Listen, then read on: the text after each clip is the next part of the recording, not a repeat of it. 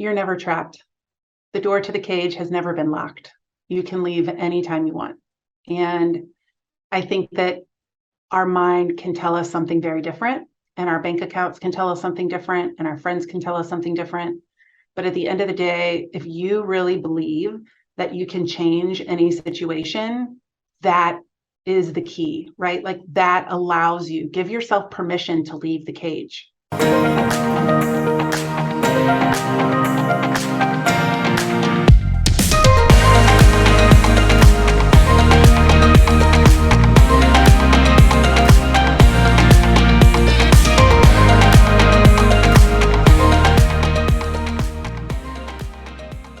Welcome my guest, Elizabeth Pearson. She is an executive career coach who helps women navigate job changes, succeed in male-dominated fields, and launch their own companies.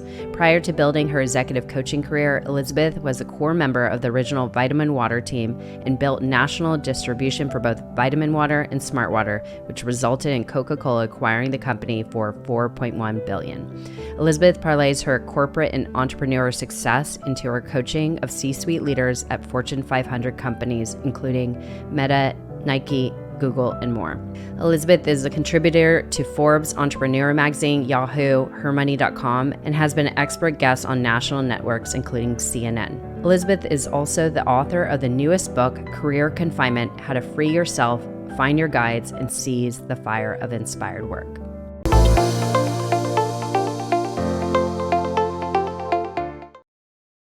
All right, welcome to another episode on Passion, Love, Pursuit podcast. I am bringing on Elizabeth Pearson. Thank you so much for being on the show. We were just having a long conversation before pressing record, so now we're going to get into really the deep, good stuff that you're going to share today. So welcome to the show.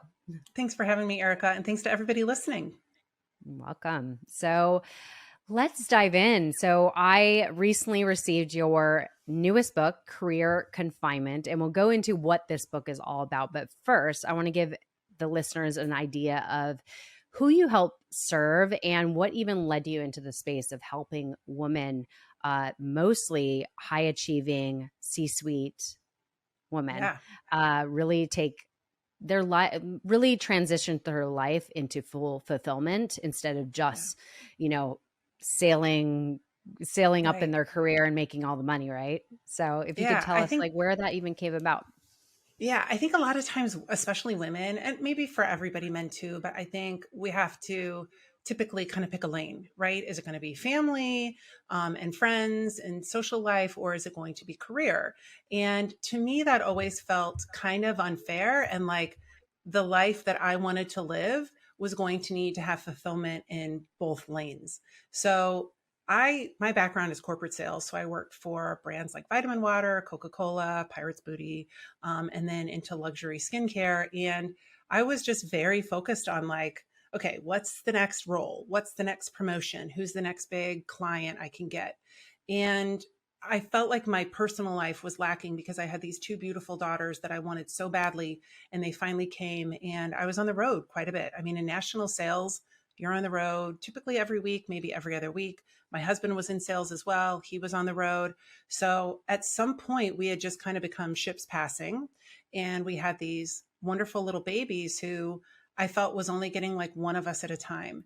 And I did have a moment. I think sometimes we have those moments where our spirit really just like kicks the door open and says, hey, you're going to listen to me. And I had one of those in Shavasana one day. And I was filled with this immense gratitude for everything I had, but it was also really an awakening of like, yes, we're really grateful for all this, but it isn't enough. And I really struggled with that. And I think a lot of times women can beat themselves up. We kind of tend to even gaslight ourselves, like, just be quiet. Your feelings are irrelevant because look at all that you have. You have healthy children, you have a loving husband, you've got a great career, you're making lots of money, but it's okay to say that that's not good enough. And for me, it was not good enough. So from there, it sparked this chain of events of leaving Chicago, moving to California with our 2 and 4-year-old where we knew nobody. The universe just perfectly landed us in Laguna, which is this incredibly beautiful piece of Southern California. And then next was like evaluating my job. Like, this isn't going to work. Now I can't fly. I was flying to Nova Scotia from California, which is the easternmost part of Canada, and New York for work. And it was like, okay, this is the next domino that had to fall. Like, I can't do this anymore. And so when I was really grappling with what's next, which I feel like a lot of women have, we have these moments of like, okay, but then if I don't do this, then what's the other thing?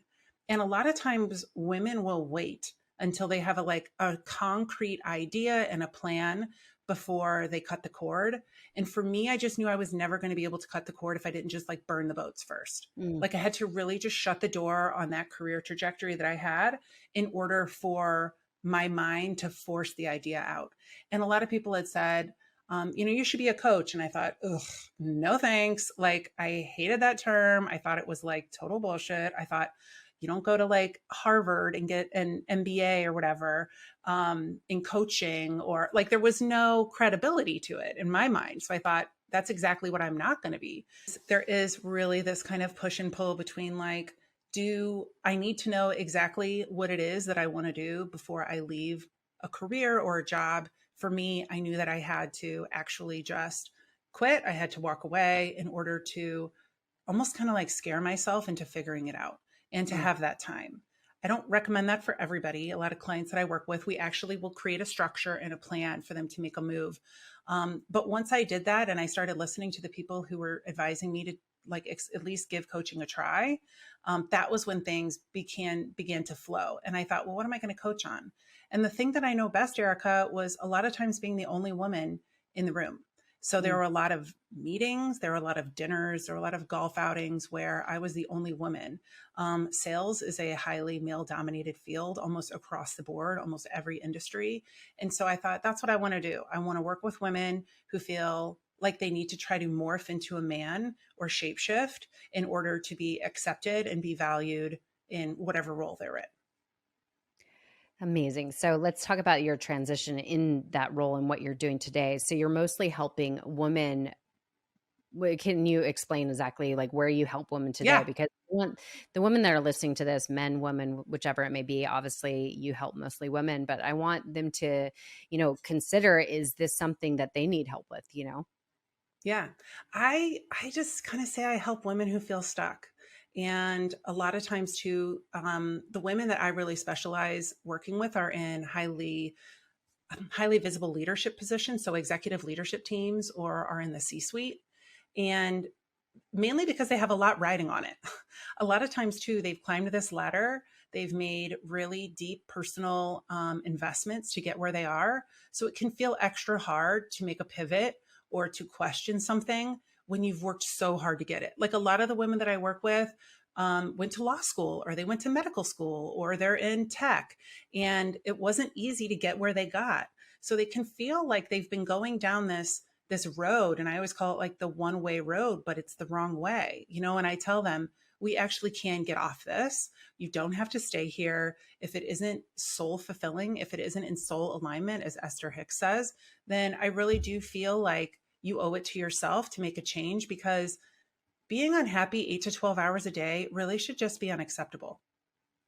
Absolutely. Absolutely. So going into that, I know you were talking about you're a mom and you also help Yeah. moms, especially in these type of positions, but this could really be in any position, any job, is the guilt of not being there 100% for your family. And then, but you also know you have this career, you're trying to sustain.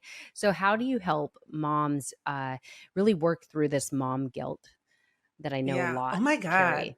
Erica, the mom guilt is real. And I'll tell you what, it is crushing. Like, there's nothing like some mom guilt to really like keep a woman down.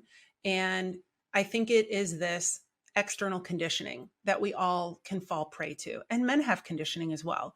But for women, we're really kind of like taught from a very early age that we should be nurturing and we should be polite and likable and all of these things, which really kind of like pushes you into your divine feminine, I guess. I don't know if I get the whole divine like feminine masculine energy thing, but I think that when you then say, actually, I want to have a business of my own, or I want to be a professional, there's this conditioning that can then rear its ugly head that says, but you're supposed to want to be home with your kids more. You're supposed to prioritize them. And I just don't feel like it's fair, because in my experience, men don't feel that way. Like, I used to ask my husband if he got upset when he would leave to go on a work trip. because every time I was backing out of the driveway, I was crying. I felt so Mm. guilty leaving them. And physically I missed them. And this would be 1 or 2 night trips, Erica. This wasn't like I was going to, China for 2 weeks. And I said, "Do you ever get teary-eyed when you're leaving us?" And he just point blank said, "Nope." And I said, "Oh my God, how do you do that?" And he goes, "Because I know that you've got them."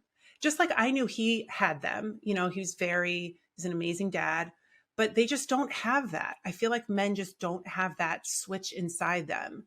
Mhm. And what we need to do as women, I feel like, is change the narrative. We need to change the conditioning. And Erica, I feel like men just don't really have that switch. I don't think that they have these guilt pangs every time they leave their family. I think they're focused on their work, and that's what they're conditioned, right? To be focused on is to like be a provider, whereas we're conditioned to want to stay at home. And so I think that guilt voice is so much louder in women that it's one of the first things that we have to address when I work with these clients. Because sometimes they even feel guilty wanting something different for themselves. It's more like I should, right? They should all over themselves. I should stay here in this job because it's making money. I should do this. I should do that. And a lot of times they feel responsible for the teams they're running. So it's like this additional mothering kind Wow. of guilt that they have. It's not only personal, but it's professional as well. Yeah, yeah. And so what would be some of the first things you would start to address to have them switch out of that mindset, like of all this guilt that they're carrying? Like what would be some tools you would bring in, or what would you Yeah. address first? Well, one of the things that we do first is really kind of define what failure is. So I think a lot of times when you really start questioning somebody, I'm like, okay, but what is that a failure if you leave your job, or is it a failure that you ignore your soul's voice that is begging you to do something different, right? Is really fighting for its life within you. And you've really shoved it down because, there's obligations you have to meet, there's responsibilities. I think first and foremost, success comes from feeling like you're living in soul alignment. And then once we can kind of like reframe that, we do all sorts of fun stuff. Some of it's like pretty woo woo, some of it's like very tactical LinkedIn stuff. And you read that in the book, right? It's like this mix of spiritual and professional. I really Yeah. do think that they have to be in sync for you to get that fulfillment. But we do tapping. I mean, tapping is a wonderful way to override your subconscious mind, Mm. meditation, grounding. I also have them do a life visioning exercise. Like, you'd be amazed at how many times people haven't really sat down. They'll journal or something, but if they don't have prompts of like, what is your ideal start time to your day? And then what do you do after that? And just kind of like baby step them through it. Once they see that life vision, they can compare it with what their partners may be if they have a partner. Or a lot of times there's surprises, like they surprise themselves because I think their soul starts speaking when it has an opening, like an opportunity. And then when they start to see the life that they want and they see how different it is from the life they're living, then they can start taking real inspired action. Mm.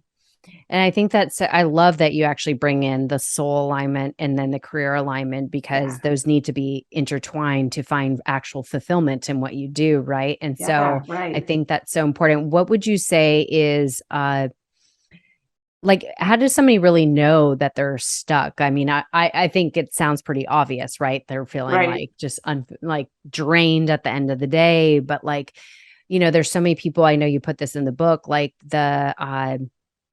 I'm trying to remember exactly what it says, but it's how people don't take action. And it's like, I Yeah. can't, but no, it's like, you just won't. You just Right. won't make changes. Like Oof, so many people excuses. are yeah, exactly. That's a big stuck like mindset. Like, oh, I Oh, can't yeah. do this because I have all this responsibility.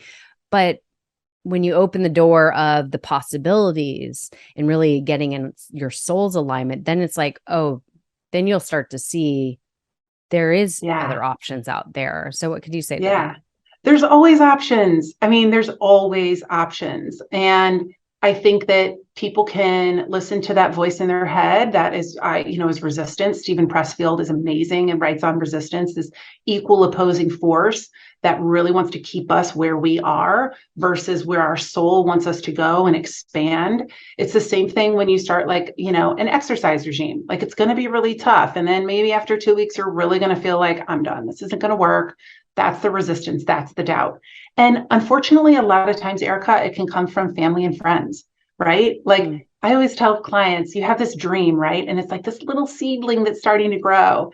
And then you invite these people with these big, heavy boots into your garden and ask them not to step on it. Well, they're going to step on it. And they probably aren't even going to know that they're stepping on this little dream seedling that you have. So sometimes you really do have to guard yourself, at least in this infancy time where you are, like I say, letting the tiger out to play a little. And you have to kind of keep them at arm's length. Like when I was going through this, I put up, and it's in the book, this wall of support. I made a wall of support. And I put pictures of my grandmothers who had passed up there. I put pictures of my kids. I put pictures of my ride or die girlfriends. And every time I wanted to give up, I would look at that and I would think, they think I can do it. Like, and actually they're kind of counting on me to show them that it can be done. So I really can't succumb to this resistance. So I think that you do need to have like a support network, whether it's invisible or like it's the girlfriend who's checking in on you just for this month, right? Just don't let me quit this month. And then we'll come back to it. And this is where coaches come in. You know, if you don't want to have to like enlist your partner or a girlfriend or a boyfriend, you can hire somebody who is not, like I always tell clients, there's a big dark forest in front of us. Once we decide, we're walking through it together. But what we're not going to do is turn back around and go the other way to what we know doesn't work. So it can be really good to get support to lead you through that, because excuses are resistance. Wayne Dyer's Excuses Be Gone book like blew my mind when I was on this journey about how, I mean, it's all excuses, is it not, Erica? Like, I'm sure you've heard quite a few of them as well. It's all these limitations that we are just like running in the background, like in everything, honestly. And it's so true. And I think that, as we were talking about before we press record, we were talking about the masterminding and our support of women around us and how beneficial that is. And I think that's why it's so important to find what's in alignment with what you desire in your life, like what makes you feel good, and getting very clear and aware of this, because that's really is what's going to support you in your dreams and making your dreams seem possible. Because if you're surrounded by just those people that are kind of like, dampering your dreams, of course, you're never going to step into the next version of you. So, right. And I love that, as we go into your book, your new book, Career Confinement, you talk about this cage, and it's kind of like talking about these limitations. So can you explain, the whole concept of your book is this confinement, this cage we put ourselves in. So can you explain maybe some of those examples of the cage? Yeah. And I really kind of got this visual. In the front of the book is a tiger with, a cage kind of shadowed on her face. And it was from this, I don't even know if it's like a real story. It might be like a tall tale at this point, but there was this tiger Mohini who was in, I think it was like the Washington, D.C. Zoo back in the 60s. And she was like the showpiece of the zoo. Everybody came because she was this white Bengal tiger, majestic. We didn't have any of them else any of them anywhere else in the country. And so everybody donated all this money to build her this beautiful habitat, because she was in this 12 by 12 like cage that was a bummer, right? When people come to visit her. So they built this beautiful habitat with like waterfalls and all of the stuff, which was just for her. And then by the time they put her in it, she was so conditioned, she never left a 12 by 12 concrete slab that was right at the door, right? So she never played in this abundance. So to me, women are these majestic, divinely incredible, creatures like the white Bengal tiger. And I feel like we just have to get ourselves out of that cage. And this cage, it can be real financial, geographical, physical limitations, right? Those absolutely exist. I still feel like there's a way out. But more so, like on the cover of the book, it's probably the shadow of a cage, right? That we think is there, but it actually really isn't there. So it can be this mental construct, this negative self-talk, this limiting belief system that's created this cage around us, which actually really doesn't exist. Right. So a lot of times it's just your cage is like self-imposed. It's one that you created. So the beauty in that, and the beauty of taking accountability for 100% everything in our life, is that we get to destroy the cage whenever we feel like it. Yeah. Yeah. And so working on some of those limitations, I've heard you talk about doing the brain dump, which like, as you were talking about kind of earlier, it's like, there's so many people that don't even sit with themselves and say like, what's my life's mission? So what would be an example of brain dumping and how that could help us in the process? Well, sometimes when people feel really stuck, and I just did this with a client yesterday, it can help to write down things that you don't want to do anymore, right? Like maybe it's a profession, and like a lot of them are lawyers, right? Unfortunately, they spend all this time and money becoming a lawyer, and then they get in and they freaking hate it. So I'll say, like, write down all of the aspects that you don't love about your job, things you no longer want to do. And then in another column, write down the things that you do wish you could do, or things that maybe are already in your job description. It's a piece that you love, right? This is your zone of genius when you're in flow, when you're working. So you don't have to sit here and like immediately get the answer to what is my purpose. I do think it's helpful to meditate though, and ask, like, how am I of service best, or like ask those big open-ended questions, and you'll be amazed at like some of the things that will come through. But first off, just write down all of the stuff you do not want, right? It's like if you were looking for a new relationship, you would write all of the things that you don't want, right? I don't want somebody who's disrespectful. I don't want somebody who doesn't text back, like all of this stuff. And ultimately that will push you more into the direction of things that you do want. So we could focus on the positive opposed to the negative. Yes. Cause that's key. Right. I think it's like getting clear on what you don't want, but why don't you want it? And what do you want instead? And then there you could switch the focus. Yeah. And I think too, it's really great to, like, to your point, like look at the things in your life that you love and the things that maybe you don't love. Like so many of my clients have had a boss they're just not driving with.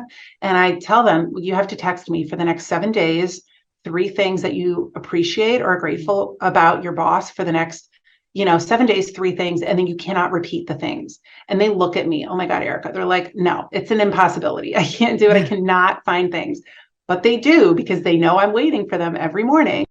And by really changing their energy towards that person has to either rise to that vibration to meet them or fall away. So many times we've seen bosses miraculously all of a sudden start emanating a different energy and have a different approach to these women because they're sending a different energy to them first.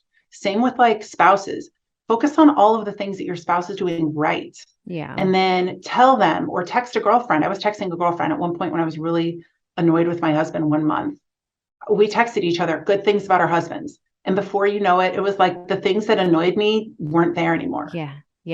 Yeah, absolutely. And that kind of transitions into the spiritual work that you add into your book and some of the tools that you share with your clients. So can you share some of the things that will help support anybody feeling stuck to really transition into using certain spiritual tools that you share with your clients? Yeah. Well, I think you nailed it too, right? Like as soon as you know you're stuck, you have to take some sort of action, right? So there's so many great books out there, not only mine, but like I've got a whole chest of them behind me. And these were coaches in my head. It was Deepak, it was Wayne Dyer, it was Eckhart Tolle, it was Marianne Williamson, Pam Grout, all of these people, right? I just started consuming. So one thing I say is like, go on a brain diet. So really look at what you're consuming. And this can be on social media as well. If you're following somebody that doesn't really make you feel great, maybe it's like, oh my God, they're in Italy this week and I'm here, in Iowa, and I can't do that stuff. Just mute them for a while, right? Like just temporarily only give your brain really healthy, like high ROI content. But then I also say, like, I love an Oracle deck. Like I have Oracle decks, I've got tarot. I think it's fun to play around with ways to communicate with what I call your spiritual board of advisors. These are your guides. These are your ancestors. This is the 75% non-physical portion of you that is trying to guide you. Some people call her soul, but I do think that you can get real concrete messages from them if you call on them to help you and you find ways to kind of translate what they're saying. So a big piece of this is angel signs, right? Mm-hmm. I've got orange buses all over my office. I talk about it in the book. It's a random thing that came to me. It's my angel sign. Anytime I see it, it's this little nudge from my guides like, yep, we got it. Don't worry about it. Everything's going to be okay. Because isn't that all we want? We just want to know everything's going to be okay. Yeah. And so come up with something. Come up with your angel sign. It can be feathers. It can be repeating numbers. It can be coins on the ground. It can be really like a weird abstract car. Yeah. Like it can be anything. But you said specifically, it shouldn't be so common that you're like seeing it all the time. Right. Yeah. Like it can't be like a red Mercedes, or something like that. Like that you're probably going to see. Yeah. But I think like a purple van is going to be a little harder to see, but then you really have to look for it, because I think some people will say, well, I haven't seen it. So I guess I just don't have advisors. And that's a bunch of bull. Like everybody does. They're trying to get to you, maybe ask for a secondary angel sign. But like at the end of every chapter of my book, too, I say, what's the harm? Like there's no downside in believing that there are entities or energies in another dimension trying to help you out. Like I don't think you're going to get canceled or like discredited. And you don't have to tell anybody you're doing this, but Yeah. like just To ask your, for help. Yeah, mm, from them who are up there. Like the dead grandmas are dying to help us. Like, they're like, give me something to do. You want me to line up a job for you? Tell me. So I think we just have to really start like asking for help and then using some tools to have our rational minds believe that what we're seeing is actually valid. yeah, I love that. And I think that, first of all, when you put it in your awareness, like I remember one day I was listening to Mel Robbins and she was saying that she said to herself, I'm going to find hearts everywhere I go. So I'm like, I want to do that. By the way, this only lasted so long, but I did write it on a sticky note, like look for Yeah. hearts today, because I wanted to notice something positive and be actually like focused on something, putting it in front of me. And by Yeah. when you start to focus on like looking for those things, you'll find it. And it could be, like you said, so abstract or rare, but at least Yeah.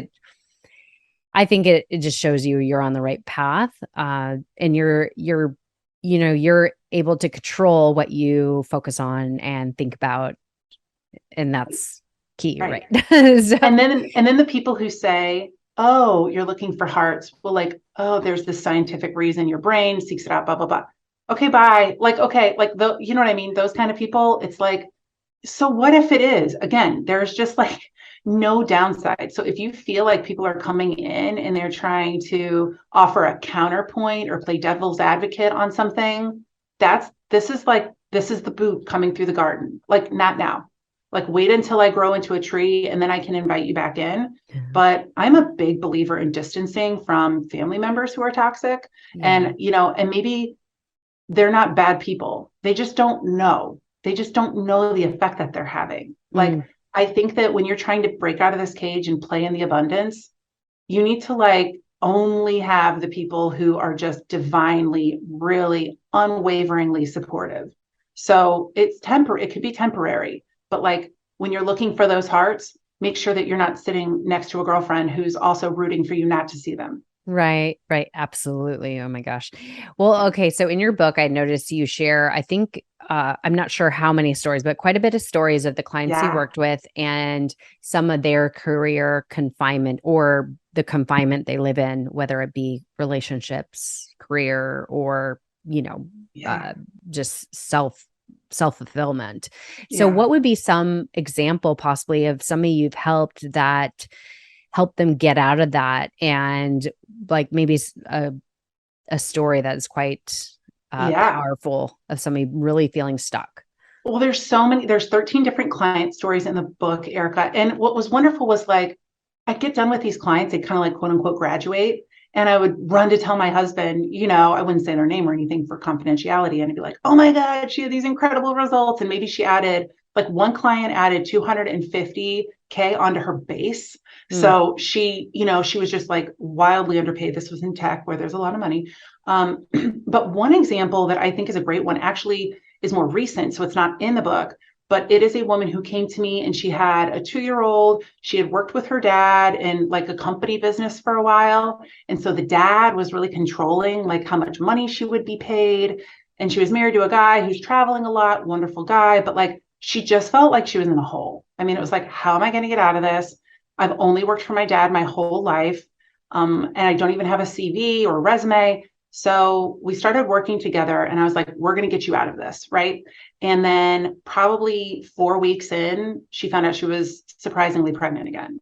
So this was like she cried, I mean, it was like, oh my God, now I really can't. I mean, this was resistance and not calling a blessing, like a child resistance, Yeah. but in the moment, it was like, she felt like the door had just slammed and she was going to have to ride this out for the next, couple of years. And I'm like, nope, we're not doing that. We're going to keep interviewing. And she said, but I'm pregnant. How can we do that? And I'm like, by the way, like ladies, you never have to disclose any of that to an employer. So it got to the point where she was a solid 6 months pregnant, Erica. Wow. We got her this job because of Zoom, nobody knew. And she kept telling me, I feel like I should disclose this. I'm like, don't you dare. Like, we are not telling them.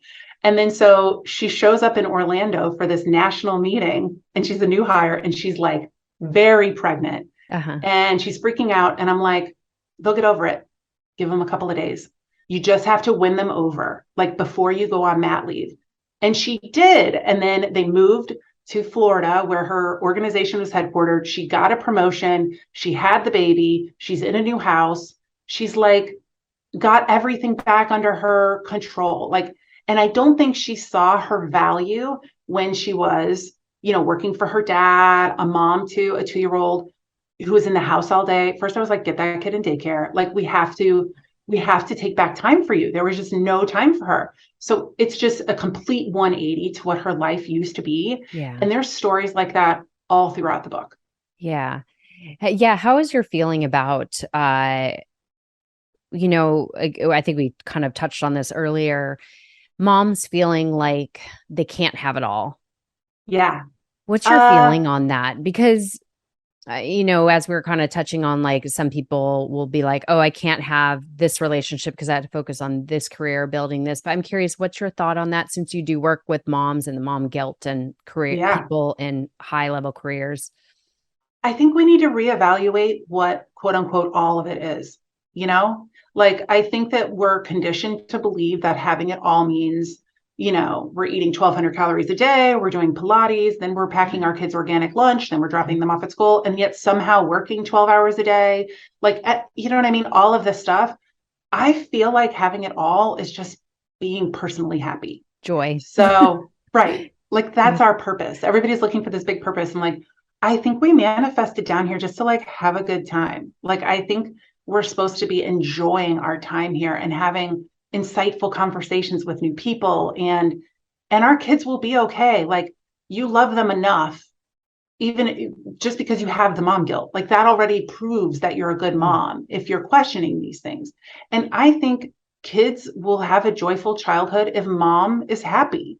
Absolutely. And so, like, I think putting, it sounds so cliche, like you have to put yourself first, but I really do think we have to stop living for other people. You were not born to be of service to your family and your boss.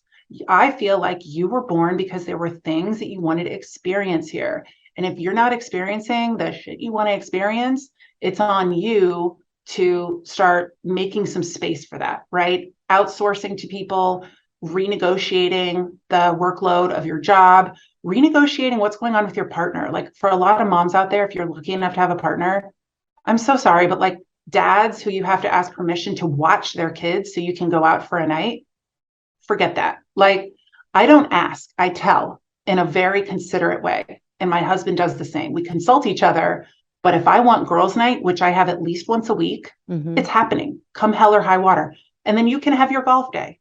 But like, I think you support one another in the parenting roles. Yes, absolutely. I think that's having it all. Yeah. And like, sometimes balance is work-life balance. I think it's a pendulum. Like, sometimes it's going to swing heavy on work, and that might be for a couple of weeks. You're on the road a lot speaking and things. Like, sometimes you're just gone, and then sometimes it'll swing back to the partner, or the family or the girlfriends. But as long as it just doesn't get like stuck on one for like too long, then I think that that's all you can hope for. And I think that's exactly what your book is about, and everything you speak about is to not get stuck in this place that you're not feeling joy. And so obviously I'm going to include the book in the show notes and all your offerings, because I know you have a mini course even on your book. But who needs this book right now? Like, who did you specifically write this for? I mean, I think it's pretty, as you said, who you help, but who specifically would you say needs this book right now?